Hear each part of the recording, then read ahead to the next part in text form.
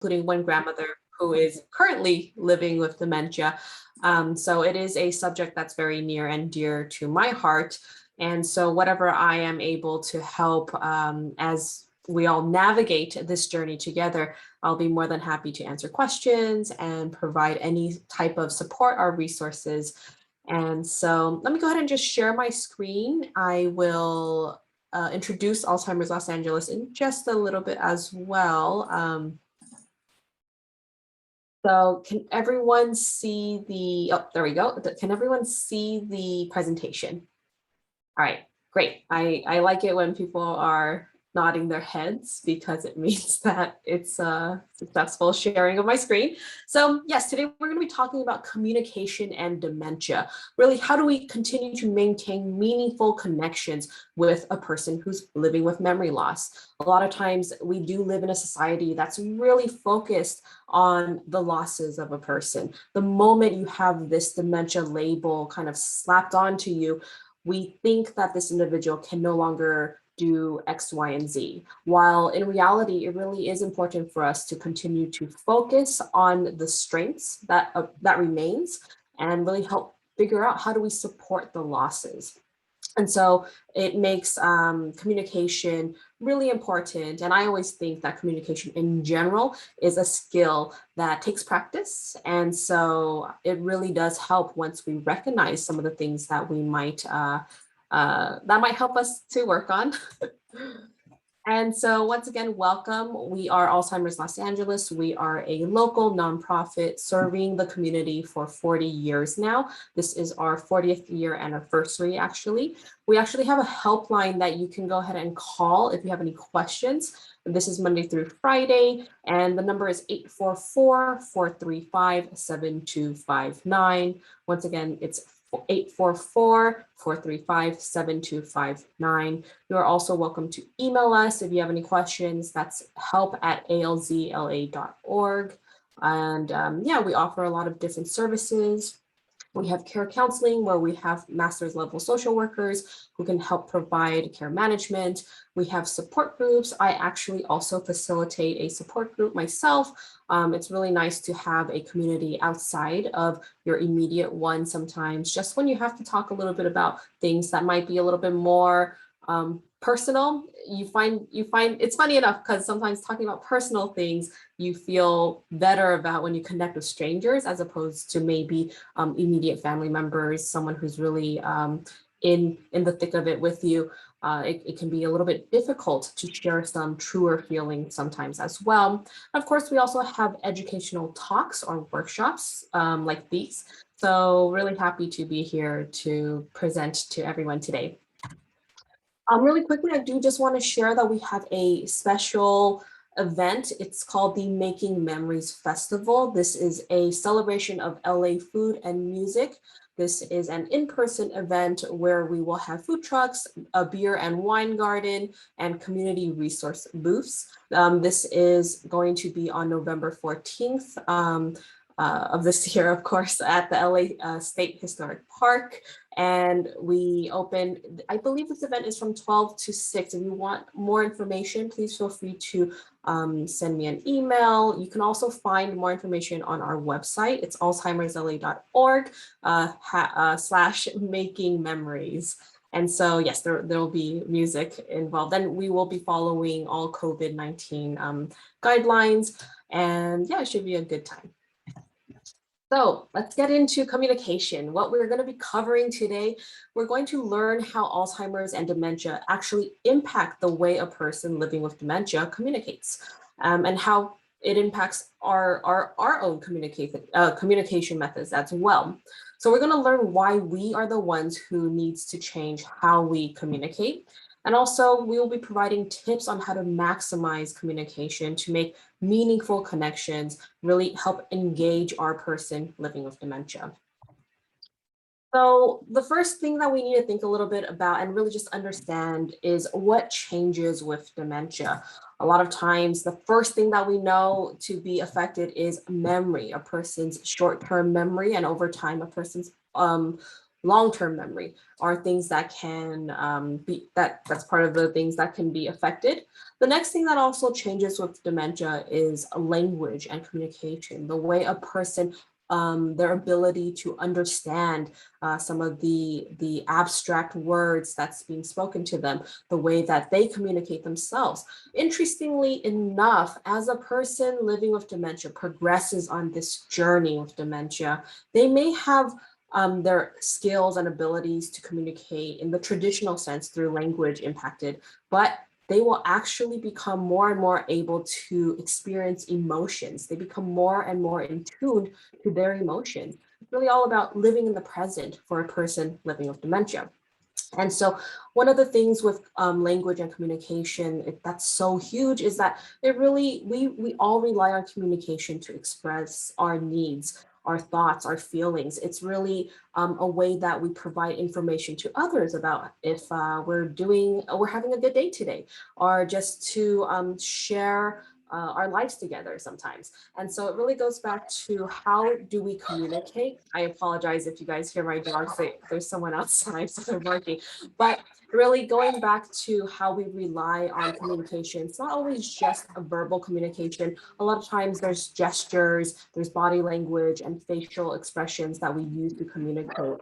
And because of a person's journey of dementia, because of that progression of dementia, you might notice our family members, our person having difficulty finding the right words to express themselves, having difficulty remembering names, remembering dates, locations. These are all because it's very abstract items, but really we want to understand, to take a step back and know that it's really more so the connections that are being made and not whether they are saying the correct name or not. It's really more about the emotions that they get from spending time from their favorite family member, or spending time listening to their favorite music, or doing a very special activity that fits who they are. Because whenever we have any challenges, maybe we're saying the wrong thing, there's always that level of embarrassment that we're feeling, or, oh, I can't believe I said that. I know I said something wrong. And so that could actually lead to individuals feeling very emotional. And that can also lead to, for me, I always say it's not so much as what that person is saying, but rather what that person is feeling. So how do we continue to communicate and make connections on an emotional level? The next thing that gets affected is their executive function. What that means is reasoning, for instance. A person living with dementia may be gradually have challenges with reasoning, so they might not be able to use logic or persuasion as they used to. And that becomes really difficult when it comes to when we want to persuade them to, if you do this, then this will happen. And really knowing that logic is not the best way to communicate with a person living with dementia, but rather if we take a step back and look at dementia as that experience where we have our reality and the person living with dementia has their reality, it's much more effective and beneficial for us to join them in their world, in their kind of see the world through their eyes and make sure that we're addressing their needs. So logic is not something where that we as care partners can rely on. And so we really want to make sure to do our best to see what we can alter in that sense. Another thing that can become impacted is just the visual spatial perception. When it comes to that area of thought, it can affect what the world looks like. Things that look scary, or things that don't seem scary for us could be very scary for our person living with dementia, just because their brain is unable to process what is being seen. Maybe they're hearing things, maybe they are seeing things that may not be there. And how isolating can that be when you feel like you're the only one in the world whose world is just kind of crashing down on you. And so as the care partner, as the family member, what we can do is really step into that reality and offer a hug, a comforting hug. We can offer words of affirmation, letting them know, even just hearing the sound of our voice, knowing that they're going to be okay, that they are safe. A lot of times, a mirror on the wall might seem like a window, and there's a stranger that's looking in, and that can be very scary and frightening. A lot of times, maybe the rug on the floor looks like there's a hole on the floor, so they don't want to go step into that room because they're afraid of falling or they're afraid of heights, and they just think that it looks like something that they're going to fall into. So being able to understand how the world around them will change can actually help us understand how to better fit ourselves into their world. And of course, behavior is also something that changes with dementia. So dementia affects the powers that are abilities that allows a person to control their behavior. And as a person progresses on this journey, they will have more and more difficulty to remain in control of their behavior. So it's really important to know that behavior, again, is just another tool for a person living with dementia to communicate. When they are no longer able to share thoughts in a traditional manner, their behavior whenever they're uncomfortable or there's discomfort, that's a way to let us know that, hey, there are needs that are not being met. So how do I figure out, kind of put on our detective hats, and how do I figure out what our person or what my person is trying to communicate? So these are things that really helps us kind of peek into the world of a person living with dementia and kind of have a little bit more understanding of how we can communicate and continue to maintain meaningful interactions. So with dementia, we've talked a little bit about how dementia affects a person, but what is dementia itself, right? So a lot of times we can see that dementia can generally be categorized into two categories, irreversible and reversible. About 90% of all people living with dementia, it's because they are living with a disease that is irreversible. So one of the top I guess, disease that's associated with dementia, which is an umbrella term. It's actually Alzheimer's disease. And the next being Lewy body dementia. There's also frontal temporal dementia, vascular dementia, which is what I suspect my grandmother to have, and mixed dementia. So these are the general top diseases that you normally will hear associated with dementia. And I can give a really cool example of how to remember the differences between Alzheimer's and dementia in just a little bit.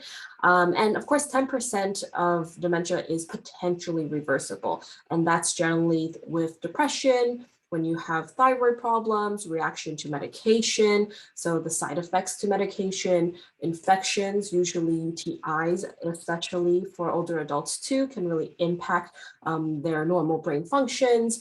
Normal pressure, hydrocephalus, I believe, sensory loss, and other nutritional deficiencies. So like vitamins, these are very important things to continue that can really affect how our brains normally function. And so the cool thing that I recently came upon to differentiate between understanding dementia versus Alzheimer's disease, it's kind of to look at it from a lens of that umbrella term versus a specific disease. And so soda, for instance, we know that soda is that umbrella term for a group of drinks.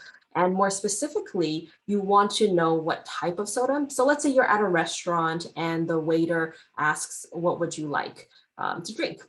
You can't just order a soda because that's very vague, right? You can't just order a soda because then the waiter will say, what kind of soda or what type of soda do you want?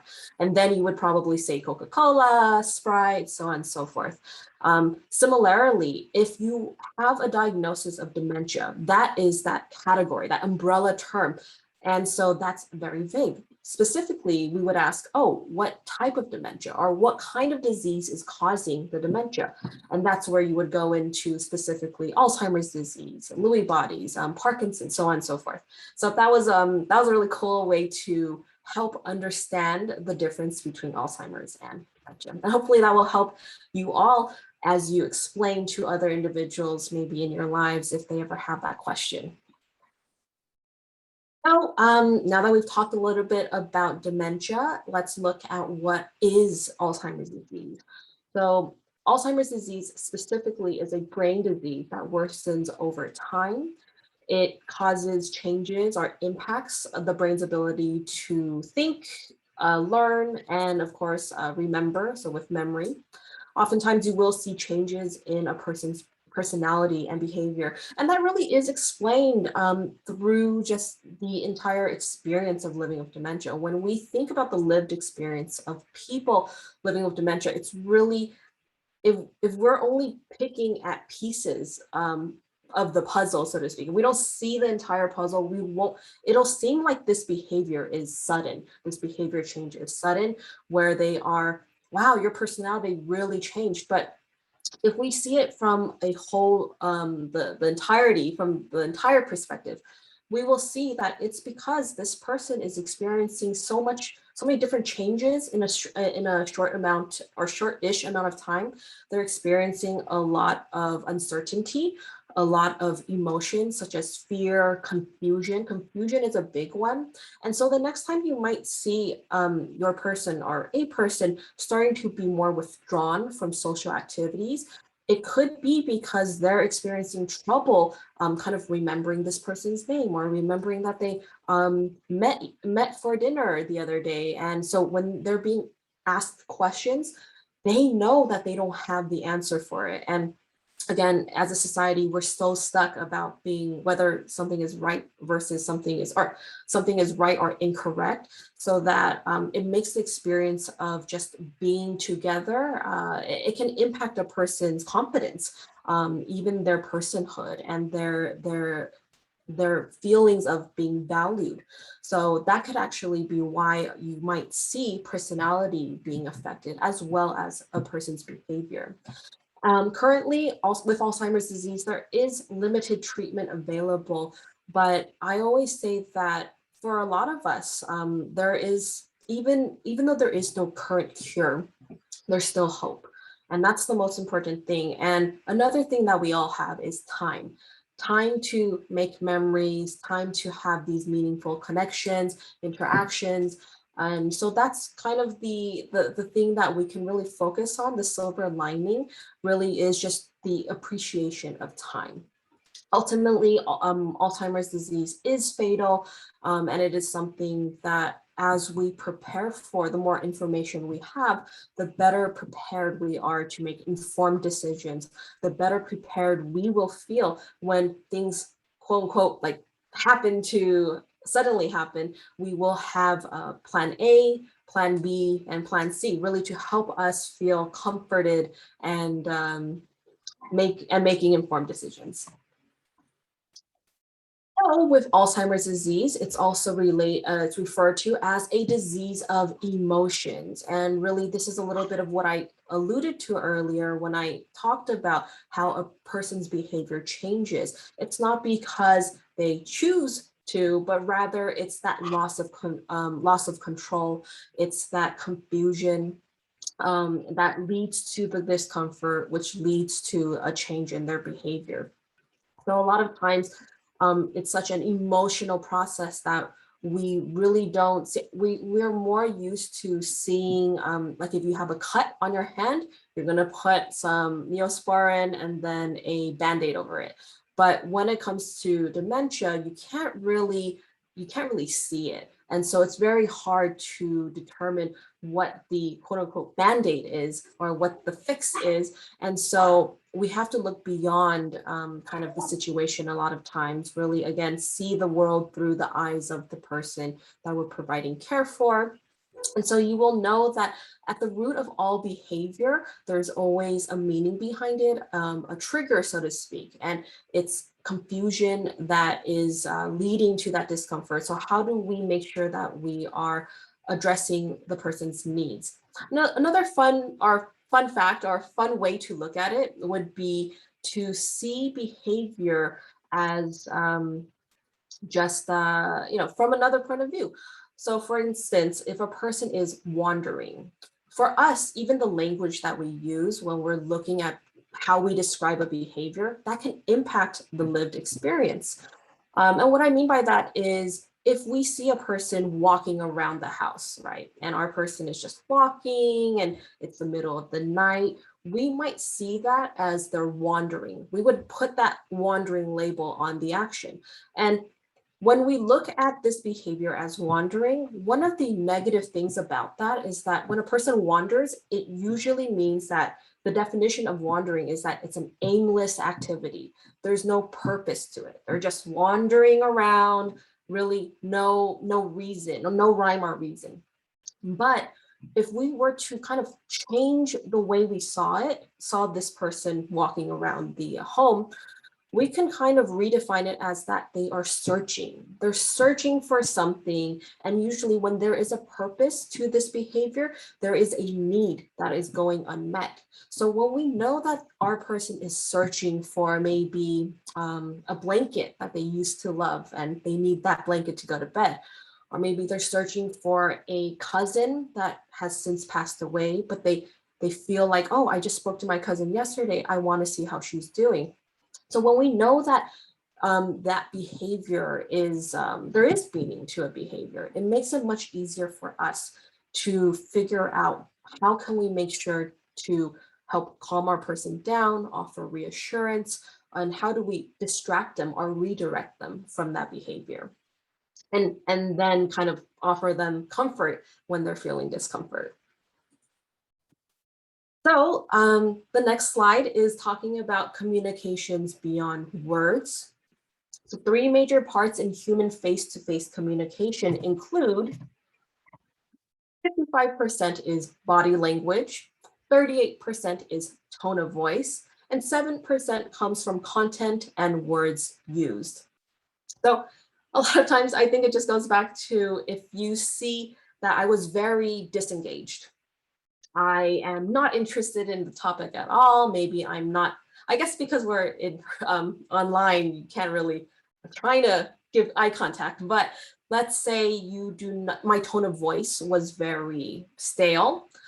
You can tell that I'm not interactive, then that says more to everyone listening than if I were to be, than just the words that I'm using. So I think it really goes back to when we think about communication, how would you communicate with a new friend who maybe English is not their first language? Maybe there is no common language that you both speak. How do you still make meaningful connections? So it really goes back to whether you have a smile on your face, you know, people are friendly, your tone of voice. If I'm speaking very loud and angry, that could also be very frightening. So that's also something that I would mention when you feel frustrated, when you feel tired. That's why personal, you know, self-care is so important, because a lot of times we can't control our tone of voice when we're frustrated and angry and exhausted ourselves. So if you feel that you need to recharge your batteries, please make sure to do so. So that way you are able to be more mindful of your body language, your tone of voice. And of course, content and words used, a lot of times the same message can be delivered, but it's not really always, it's not it's not the message itself, but it's how you say the message that really makes an impact on the person who's receiving it. So these are ways that really are important parts of communication that we don't often think about. So how do we improve communication? Number 1, be an active listener. When you are interacting with your person, make sure that you're expressing interest, even if it might not make sense to you. This is something that's very important to them, that they're sharing, that they feel very, let's say, engaged in. Don't interrupt, especially if they're telling you a story. Maybe it might have been for the 10th time that day, but being able to allow them that space to be heard, that is so validating. Focusing on their feelings, making sure that you're being patient. And again, that goes back to you can only be patient when your social batteries or when your emotional batteries are charged. So that's where self-care is such a big blessing, right? It is a need, and it's not just a want or a luxury. It's something that is needed as care partners caring for your person living with dementia. So step two, create a connection. Make sure you have eye contact. Like we mentioned before, with a person living with dementia, their perception will be affected. So it will be harder for them to, if you're speaking to them behind them, it's going to be kind of jarring. Oh, where's that noise coming from? Who's talking to me? Even if you're on the side, that will be very difficult for them to concentrate. So make sure you're speaking to your person right in front of them, making sure that you're making that eye contact. Use touch and gesture, especially if you are trying to speak to them about something and you want to point. Let's say you guys are eating lunch and just verbally telling them to pick up their fork might not be very helpful when it comes to communicating. So using your finger to point to the fork, or even picking up your own fork and saying, hey, pick up your fork, let's go ahead and enjoy this pasta together. That's also a way to help get them have that connection. Use a calm voice. We always say that you don't want to escalate or contribute to any feelings of frustration. That includes having your emotions kind of affect your person living with dementia. And so your voice, the tone, it can sometimes cause more anxiety than comfort. So making sure that we're being mindful of that. And of course, speaking simply and slowly. There is no rush. And if you are in a situation where you are in a rush, make sure you plan ahead accordingly. I always say that if you know that your person takes, say, 20 minutes to get ready, and you know you have a doctor appointment coming up, make sure that you are engaging with them, kind of helping them get ready even an hour ahead. So that way you're not rushed, they're not rushed. You can speak simply and slowly with them. And a lot of it really is just managing our time and managing our routines. It's such a blessing to have routines to really help with our communication. So number three, check the environment. Make sure that you are in plain view for the reasons I shared before. When a person is unable to see you, it can kind of just sound like a random booming voice. Maybe they can't really hear you too well. It can be scary. So it's good to be in their eyesight or line of sight. And so avoid bright and dark settings, making sure that you have uh, the room properly lit, but not too bright, because that can be something that hurts their eyes. And if it's too dark, then that can be something also that doesn't really help with communication. And of course, set aside a quiet place. Let's say you are at a family gathering and you can tell that they are feeling overwhelmed, feeling a little bit stressed out. So then you would go ahead and find a quiet room just for them to kind of gather themselves, and really you can reassure them, making sure that the environment is nice and warm, welcoming. There's actually a thing called a Snozzlian room that you can actually create, and you can basically, it's a nice environment that you can engage your person with through their different senses. You can have lavender kind of in the room, and you can have lights, and you can have like kinetic sand, stuffed animals, things that really help engage their senses. And it really helps kind of calm them down. That's also something that can help with whenever there's overstimulation. Also reduce distractions. The environment can play such a big role on a person's behavior and just how they react to the situation around them. So a lot of times, most in lieu of medication, really even looking at the environment and how the environment plays a part can be a big part of helping manage behaviors.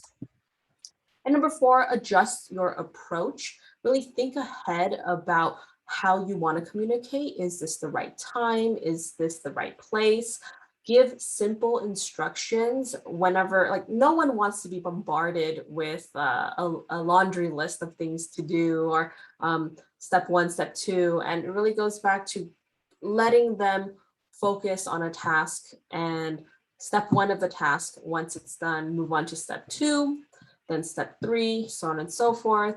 And ask one question at a time and really be mindful of facial expressions and body language. If it seems like they are stressed out, then maybe giving them some space and putting on some music to really help relax them. Um, Also, even the setup of your question is very important. You don't want to ask too many open-ended questions because that can be very stressful, especially if language is impacted. It's hard to answer a question not really understanding the context. So uh, instead of saying what do you want for lunch, which we'll offer some tips, this will be a part of the tips later, but instead of saying what do you want for lunch, which is very open-ended, it's hard to make a decision or let alone what exactly constitutes as lunch, again very abstract, then just say by it's better to say it's time for lunch, what would you like, and offer some examples. Would you like a sandwich? Would you like some soup? Being able to give them um, concrete choices that can help improve communication as well. And so really, and even being careful about so there's another example. So let's have a cup of coffee will usually reap a response, while do you want a cup of coffee you might get the response of no, even though that person or your person actually does want coffee, and the word that they remember or as a response is no. So really making sure that even the way we structure and approach our person with a question, that's also very important in finding success. So number 5, focus on abilities. Like I mentioned before, it's really easy to be stuck on the things that our person can no longer do. And rather we have to be much more intentional and meaningful to focus on abilities, especially the remaining abilities. So match activities to their remaining abilities. You want to give praise and offer compliments. Really know that it's not the quality of a activity that matters, but rather their engagement, the joy that they get from doing the activity. And one of the stories that I can remember is that there was an individual caring for her mother, and she was having trouble really accepting that her mom was living with dementia. And so she would say that, it's hard to see when her mom would say things incorrectly or kind of just do things a lot more slower. But after she took classes like these, she was able to kind of reframe her thinking. And so she was doing her mom was doing some coloring for, I believe, her grandchildren. And so she colored this Christmas tree completely pink, including, well, the tree itself was pink, including the star and the stump. And instead of feeling like, wow, this is the worst coloring drawing ever, the colors are all wrong, she embraced that and loved that. And so she embraced that because it was something that her mom made, her mom enjoyed. It was more so the activity itself that she was able to keep her mom engaged in and just have such a good time in, that she started embracing, just everything that her mom was doing and really appreciating the fun that her mom was having. And so I always say to other care partners, really, we have to look at how do we start embracing our own pink Christmas trees or things like that. Because at the end of the day, it really is still something that your person has created. And you really want to encourage these activities of independence, not really caring about whether something is correct or incorrect, because at the end of the day, it's really more so that they are, they're just engaged and happy. And so offering praise and compliments. Who doesn't like to be complimented? No one likes to be berated or feeling bad emotions about, oh, I messed up again, I'm terrible, I can't do this, I can't do that. So same with people living with dementia. So we really want to make sure we're responding to feelings and not words, and really establish routines. That routines are your best friend. It's something that you can always rely on when things in the world may seem a little wonky. Other communication tips, things that are helpful would be to repeat things. You want to so accept blame. It's easier said than done, right? So it goes back to really finding things that helps you get to a zen-like place where it's easy to say, I'm sorry that happened, or I'm sorry I did that, even if you didn't really do that, right? So that's where self-care really is plays a big part. That's where having a good team of people comes into play, someone that you can talk to after a particularly bad day, really have that emotional support for yourself. So accepting the blame is helpful, especially if it's something that it's inconsequential to say I'm sorry, or it's inconsequential to say I I messed up. I will fix that for you, right? Because it doesn't, it's not something that takes time away from you, though it can be, again, another skill that takes time to learn. And another thing, leave the room. I always think that it's very interesting. Well, my personality, it's hard to leave the room, especially if someone's talking to me, let alone yelling at me, because I feel like I would have to defend myself. But sometimes leaving the room could be the best thing that you can do for both you and your person, because it just gives them some time to cool off, gives you time to cool off.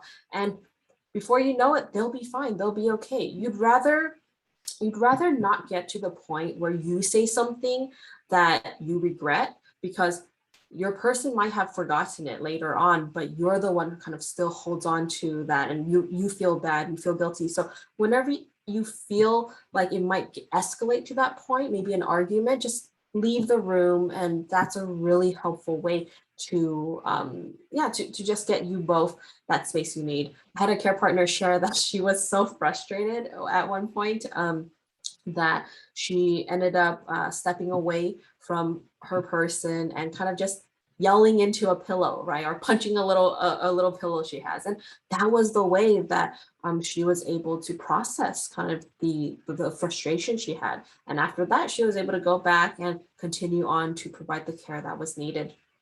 um, Agree. A lot of times, there's this technique that people who do improv use, which is the yes and technique versus the versus saying no. So the next time your person might be saying something to you that doesn't necessarily make sense, they'll say uh, that Santa visited or something like that, right? And instead of saying, no, that didn't happen, you're disagreeing, and then they're going to get frustrated and say, no, he was here, I saw him, he did this, this, and that. And you're kind of, then you're using logic, right? You're getting into that point where you're trying to convince them while they're also trying to convince you. And so sometimes agreeing is the best thing to do, and especially if it brings them a lot of joy, right? And just enjoying that conversation. You can say, yes, and what did he bring you? Or yes, and how was he? Was he a good house guest? Should we invite him over again? So just having those moments to using that technique to really build the communication and meaningful moments together. And distraction is also something really good, where you can, if you're noticing they're very frustrated, finding things like, hey, let's go get a snack, or let's go get some of your favorite ice cream, let's go listen to this song. um, Distractions can really help snap us out of any of that moment where we might not be in a good place or in a great place. And of course, slowing things down, those are things that also help with communication. Things that can be less helpful, like we mentioned, reasoning, trying to reason with our person, arguing and confronting, reminding, especially if we already know our person. The whole point of dementia is that a person's ability to remember is impacted, there's no point in saying, don't you remember? Because we know, right? We know that they aren't able or aren't capable of remembering in the same way. And so rather we can be the person that kind of helps hold on to their identity for them. We help them remember. So there is no point in questioning recent memory. And of course, take it personally. That's also something that I always say it takes time to get to. It's never easy to just not take things personally. In fact, it's much easier to say, hey, don't take it personally. So think about what are some things that will help you not take things personally? What are some things that maybe a walk in the morning will help cool you off? And so things that really make you that affects or that fulfills your emotional needs. That is something that I feel like will help us not take things personally, and really maybe even reading more, understanding more about the disease, understanding more about the progression of things, that can really help us reach that moment of not taking things personally. And so the last word, connection, is the tip that I mentioned. So making sure that when you are speaking to your person, and let's say you're getting them ready for the doctor's appointment, you can say, would you, instead of saying, what would you like to wear, which is again such a big, broad, open-ended question that can be very difficult. You can say, oh, it's time to get ready for the doctors. Do you want to wear this green shirt, or do you want to wear this I'm having trouble, like a blue jacket or something like that, right? So finding something that you can give them options for. Usually the last word that they hear, they'll make that connection, and so usually they will choose the last thing that they hear. And the beauty of that is that successfully lets them make a decision, and it really improves or encourages independence. And so being able to even make that decision can be such such a meaningful and validating experience for our person. Of course, there are other things that we can do using humor, but never to laugh at our person, of course, but really just being able to laugh together. You can watch comedy, things on YouTube that are really fun to watch together, something that especially if they love animals, you can watch funny animal videos together. You can listen to songs together, things that really help just laugh together. Those are really nice things to do.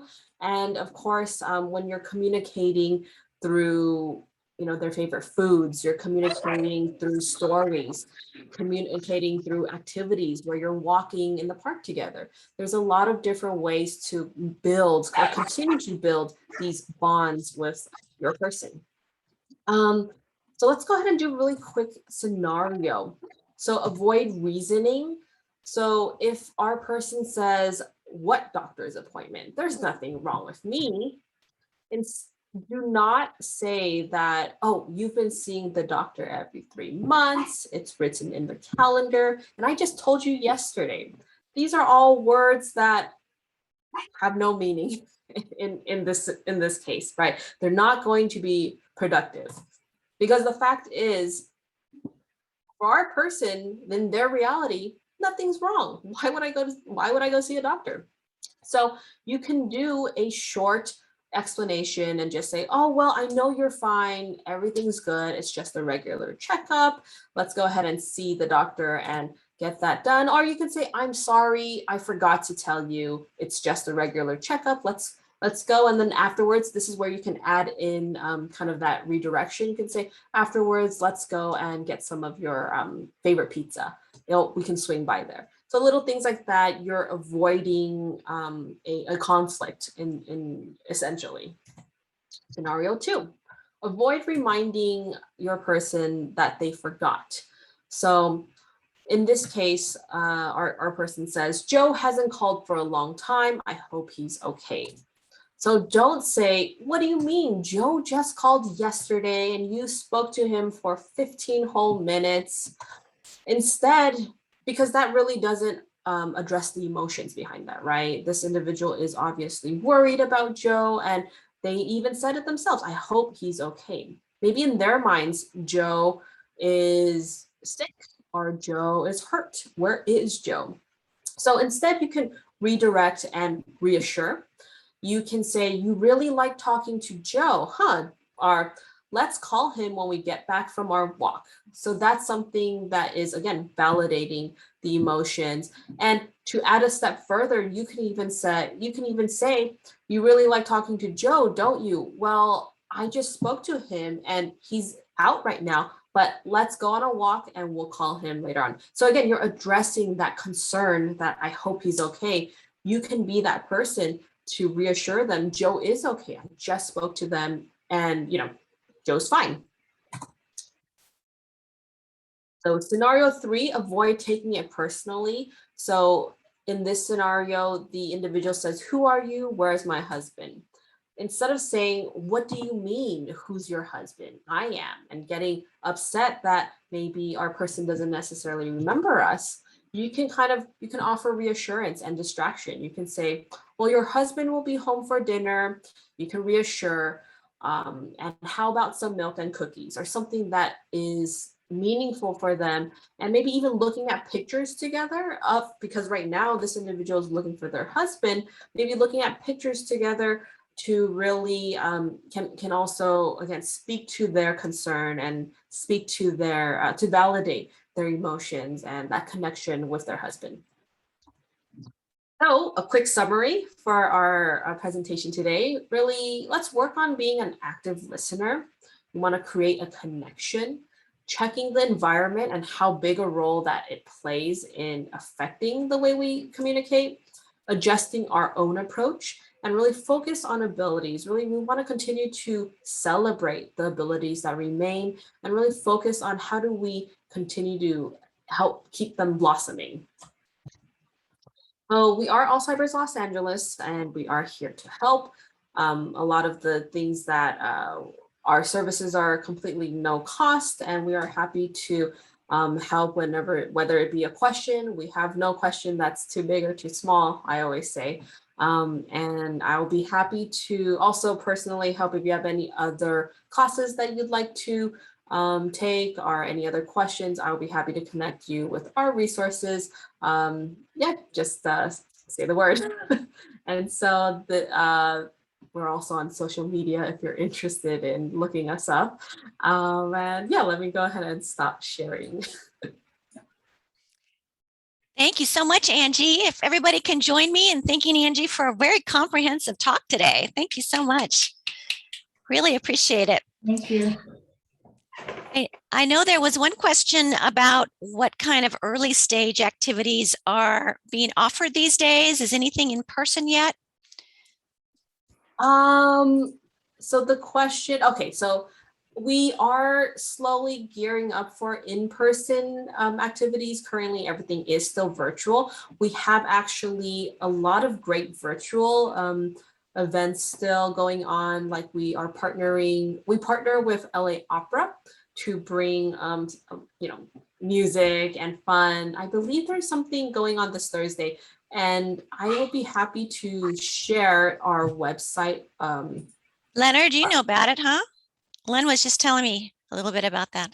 Oh, great. Yeah. So, we have a lot of great activities and memories in the making, that art program as well. We have memory mornings, which I believe my colleague always has different individual. I mean, back when we were in person, we had a magician come in, and we had the LA Zoo come in. And so there's still a lot of things going on virtually. We do, don't quote me, but we get the secret news. Yeah. We are planning, we are looking at January at more in-person events. So, so yes, yeah, I can keep you updated. But in terms of early stages, we also have a department specifically for early stage services. So we can always connect to the director of the early stage services, and yeah, she'll be able to help provide some support and activities. Who is the director? Alicia. Viegas, yeah.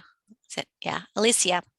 I don't know if you've had a chance to meet her yet, but yeah, she's also really great. She's been around for a while now too. She works with Tori Boyer. Do you know Tori? So Tori does some of the support As groups. a matter of fact, I do. She's the one who keeps calling me Ah, every once in a Good- while. Hopefully good, right? Well, she wants to see if I'm still alive. well, we want you alive. Yeah. Cindy, did you have a question? I thought you might be coming on. No? Okay. No, Hi. thank you though. Yeah, it's great to have you. Is this your Thank first time you. joining us? I was doing the in-person classes at Verdugo when they were Ah, in person, but this is the first virtual one. So oh, welcome. Yeah, Thank great to you. see you. thank you. I just wanted, we have a couple of minutes and Judy, did you have a question? Oh, you're still on mute. Let me see. I just sent in chat the calendar of events too, if you're looking for good. workshops and some of those activities we mentioned. We also have a list of support groups and everything else, Perfect. as well as more information on the Making Memories event. I'll let Judy ask a question. Well, this is all new to me. I'm thinking about taking my mom to get an evaluation. I guess that's how you do it first. I mean, so what should I be taking mom to a neurologist rather than her primary physician? What should I do? So it's always individual. So when we have a group like this, I'm always careful to, say that we probably should talk one-to-one, but it's Okay. but it's really important. And I know also LA would say this as well, is that, we want to know what's going on, really what's the medical issues that are causing the symptoms that you're seeing. So that's always important that you're consulting with the doctor. And sometimes the doctor can make that evaluation, a family medicine doctor, or, depends on the physician. And often they might refer on to neurologist, or they might refer to a neuropsychologist if all the physical issues are pretty stable. So it's very individualized, but I think you're on the right track. Yeah. Okay. And you're welcome to call either of us. Certainly Alzheimer's Los Angeles can help because they can kind of be along for the journey, right? You can have a care counselor that you can touch base with, like Lynn says, they bug you and call you. But no, just, yeah, it's sort of step by step. Would it be this 844 number, this 4357259? Is it that number? Yes, the helpline number is a great place to start, and Okay. it really just goes back to making sure that you are also sharing with your doctor a lot of the things that you're seeing. A lot of times family members may not report everything and expect the doctor to know a lot of things, and sometimes the doctor, they are human themselves, right? So as an advocate for your mom, it really just goes back to making sure that you are looking at kind of the who, what, when, and where, and whys, really documenting when you're noticing certain signs or symptoms. Is it often? Did it just start? How long has it been going on? And that will usually help the doctor as well. And so, yes, it is very personalized. And so making sure that you are asking questions until you understand is also very important. And of course, providing as much information as you can too. I have a question. What if you have a sibling and one person thinks that they're fine and the other person realizes that there are issues? What's the best way to be on the same page? Does that make sense? Yeah, we actually see that a lot. And I generally will say, first, we have to be respectful of family dynamics, family history. It's such a, like we talked about, Alzheimer's being a disease of emotions. Additionally, it's also such a family unit that becomes affected, and it's not just the person living with dementia. So things that can help is really a safe space to talk about certain things if they're feeling any. We see denial as being such a big part of this journey, right? Like if anything, it's the first step. It's almost expected to have some form of denial or stigma. But for the family member who wants to be a little bit more proactive, really gathering as much information, connecting them with a care counselor to get more education on the disease, kind of, and giving the family member space to come to accepting, right, that there could be something wrong. Right. That usually helps. And another thing that we usually say is that not all care partners are expected to be care partners, and help is, you have to also look at how help is perceived. Sometimes if everyone kind of hopes a different way, right? Some people kind of dive head in, some people kind of need a little bit more time. And so depending on your family member, just giving them, try more than once. Maybe the first time you give them the 844 number, they don't call. Maybe later on they decide to call and maybe only speak to someone for a couple minutes. But it's kind of like a gradual journey as well. And making sure that you're also communicating your concerns, being respectful of whether or not they are reciprocating. If they may not be a great partner in this at the moment, then looking into some outside resources that will help you get the support you need first. And then, because the two of you, or whichever family member, you will need different types of support. And so getting the, and even looking into kind of getting a care counselor or mediator in between can also help family communication. And I don't know if you want to add anything else, Adria, but. That was great, Angie. If anybody has experienced a way that works and wants to type it in the chat for Cindy, that'd be great too. We're coming up on the top of the hour. Any burning questions before we send you off for the rest of your day? It's just really a pleasure. We had such a nice engaged group today. I really appreciate everybody's involvement. And, you know, we know these are really difficult situations, and you're all at different places with it. So we just want to be sensitive to that, and please reach out if you'd like to speak one-to-one with Alzheimer's Los Angeles or with the Community Resource Center for Aging. We're here for you, and we're all free. So community services. Great to see so many familiar faces. I'm going to stop recording and let people sign off. Thanks again, Angie, for a great program today. Thank you all for your time.